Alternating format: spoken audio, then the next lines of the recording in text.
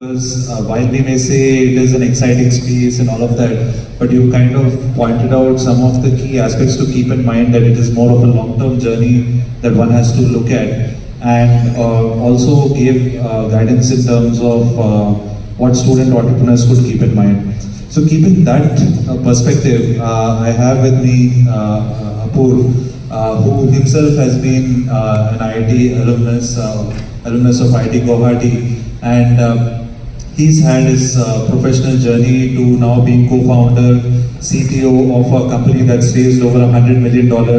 So clearly he understands the journey, he's seen the opportunity, he's in it for the long run, and he also comes from a tech background, which is very, very relevant or very, very similar to what you all are currently studying.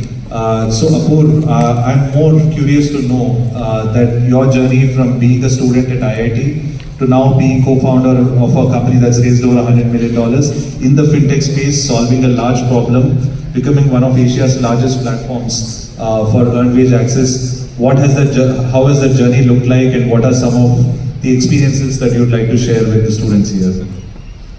Thank you. I'll share a quick fact. So 15 years ago, I was sitting in this very room during my counseling. I think a lot of you would have gone through that experience recently, and after that my life turned around. I hope you guys will have that experience, the same feeling 15 years later. A lot of you will be sitting on this stage as well. But it's a great feeling to come back, though in a different capacity. So my journey, starting from someone, a quick raise of hands. How many people are curious about the fintech space and have discussed at least one startup idea around fintech recently with your friends? A pretty good number. So if I had asked this question in my own batch 15 years ago, the answer would have been zero. Literally zero people would have raised their hands that they are excited about the finance space. Finance at that point meant maybe the high frequency trading firms because of their very, very high packages. That is what they were popular for. Fintech, the term was not invented back then. So it's not that far away. 15 years means eons when it comes to technology and how the ecosystem has evolved, the startup ecosystem in particular.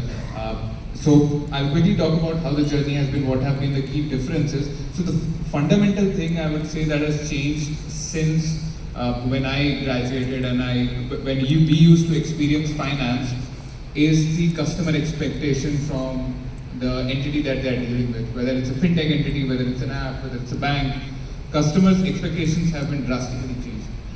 The demography of the country has drastically changed. Since then, we are a very, very young demographic at this point, and it's getting younger, and it's still not peaked yet in terms of how many youth get the deciding power of what is the right platform for them.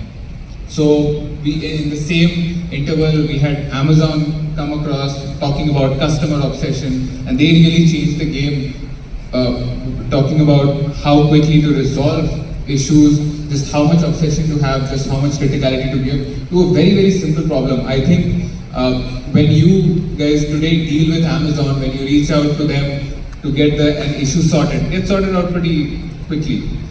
15 years ago, if you had reached out